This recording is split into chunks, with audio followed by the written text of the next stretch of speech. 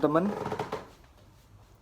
kali ini kita akan melakukan tes sederhana untuk menentukan apakah kita otak kiri atau otak kanan dengan cara yang sangat sederhana.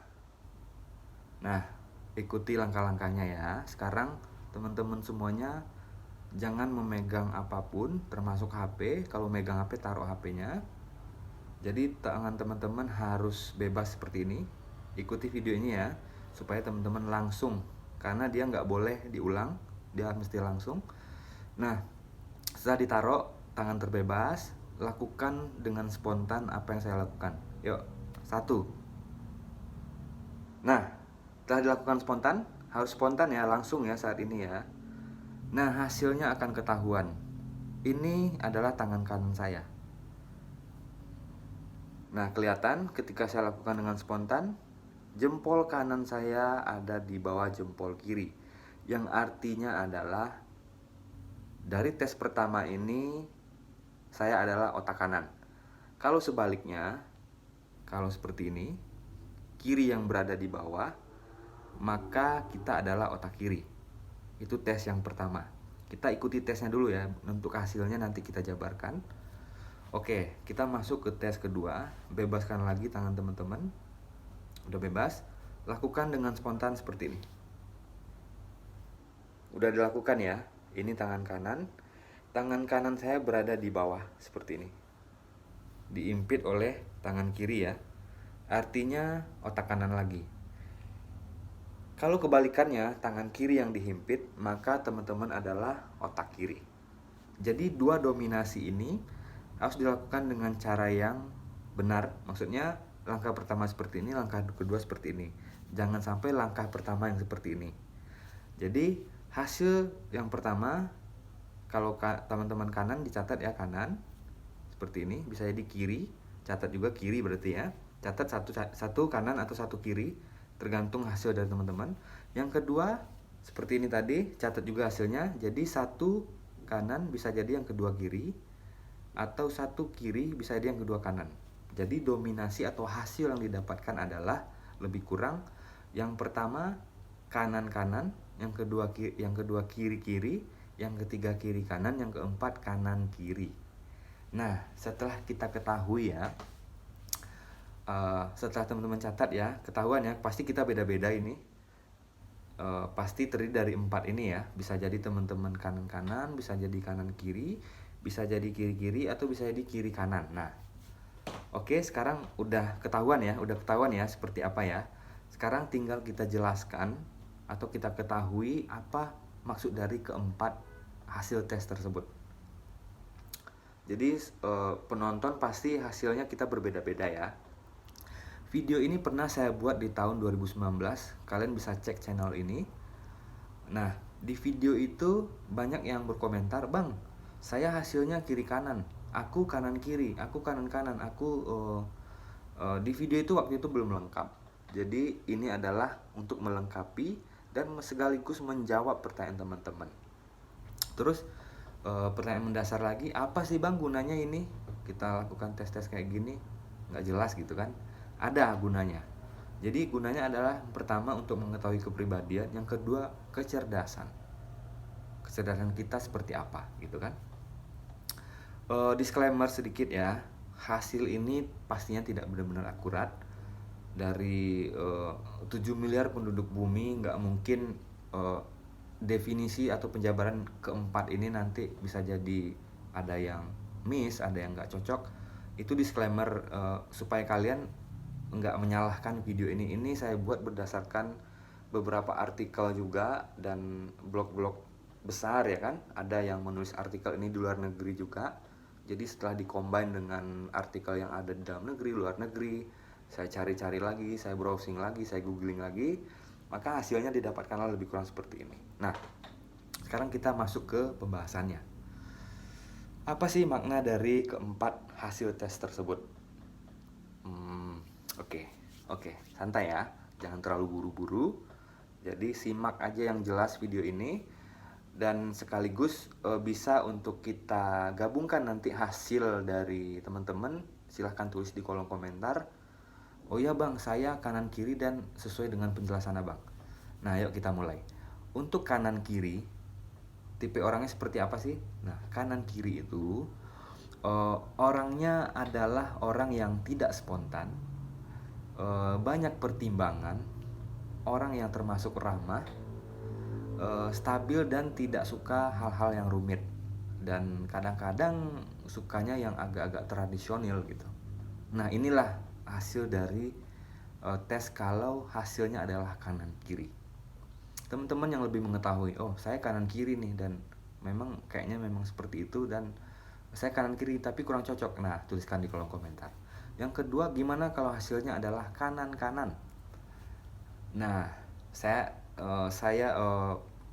memang kasih tahu aja di video ini, saya tadi adalah kanan kanan dan saya merasa memang tipe orangnya seperti ini. Kanan kanan itu adalah tipe orang yang tidak suka basa-basi, suka sesuatu yang serba cepat, ya agak instan lah orangnya. Butuh sesuatu nih, butuh baju ada duitnya buat beli,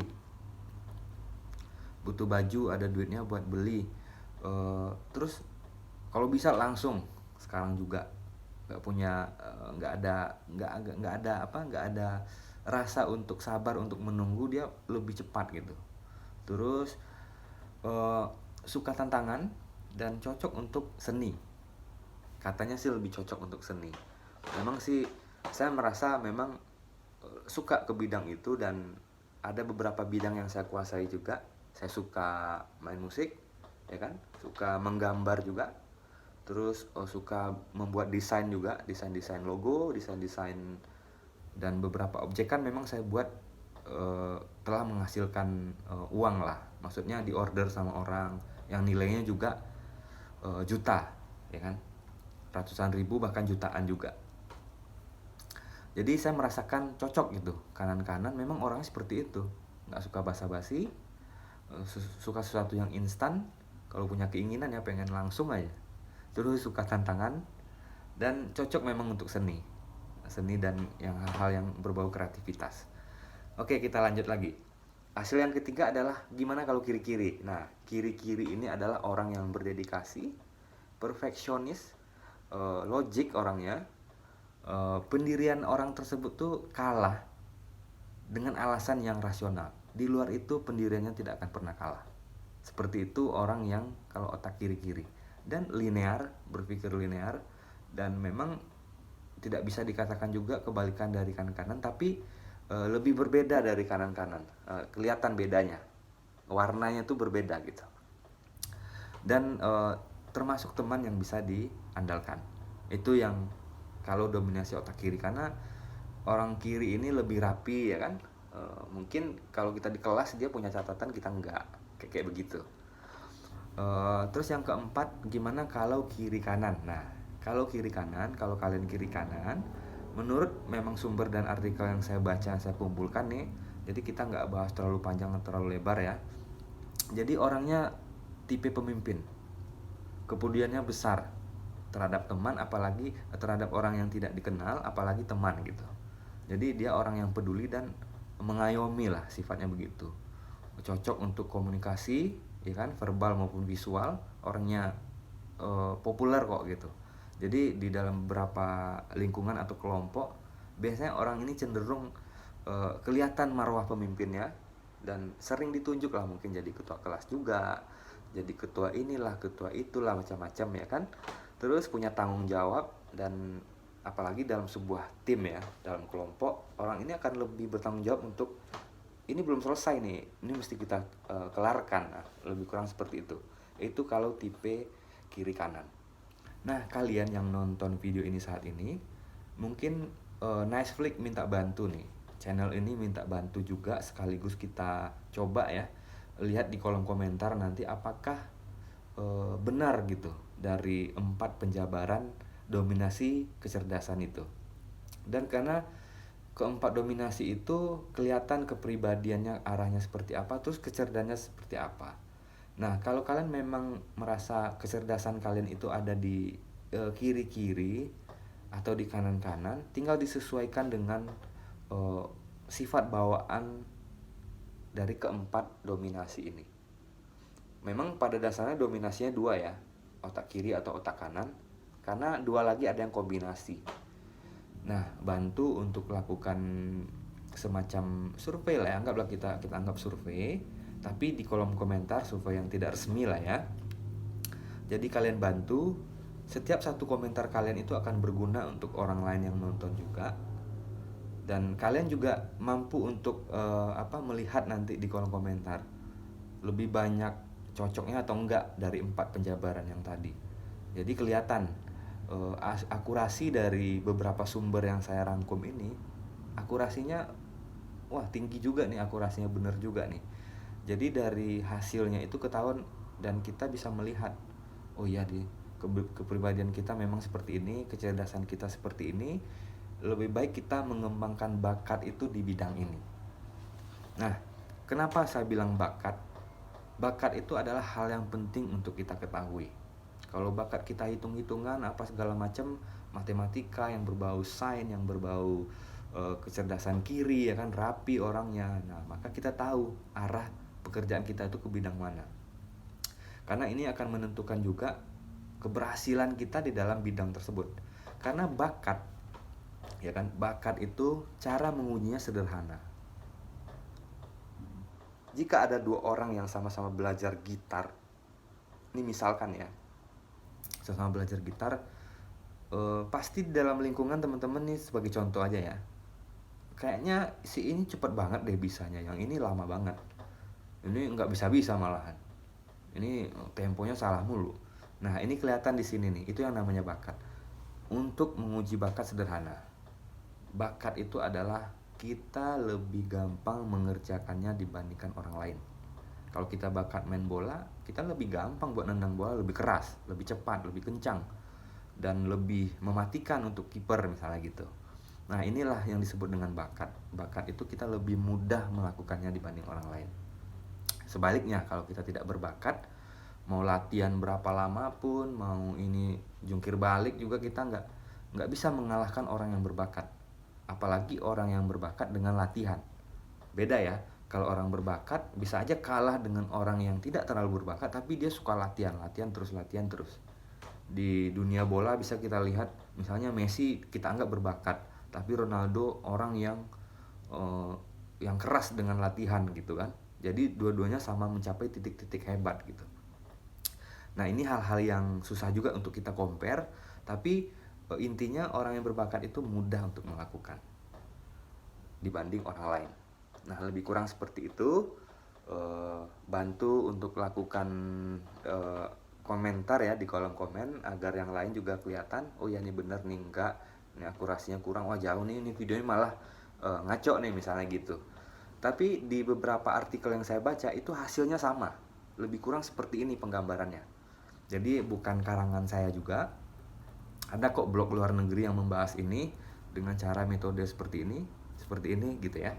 Nah ini saya buat bukan berdasarkan blog luar negeri itu terlebih dahulu. Jadi terlebih dahulu saya melihat ini di salah satu wahana bermain ya. Saya lupa apakah itu di Trans Studio Bandung, di apa yang di Jakarta tuh, di Dufan ya, saya lupa. Pokoknya salah satu wahana besar lah, tapi saya lupa itu di mana. Saya lihat materi seperti ini di dinding-dinding tempat itu loh. Jadi ditempel gitu kan sama yang punya tempat, otak kiri seperti ini, kanan seperti ini. Nah inilah dia video yang saya buat. Jadi berdasarkan yang saya lihat dulu waktu itu di tempat, di wahana bermain gitu ya. Jadi saya coba browsing, ternyata bener, cocok gitu. Makanya di 2019 tuh saya bikin video itu. Tapi banyak yang bertanya dan belum mendapatkan jawabannya. Nah jawabannya di video ini. Nah sekian saja, biar nggak berlama-lama. Teman-teman bantu juga ya subscribe, like, dan bagikan ke teman-teman kalian channel Netflix. Sekian saja, terima kasih.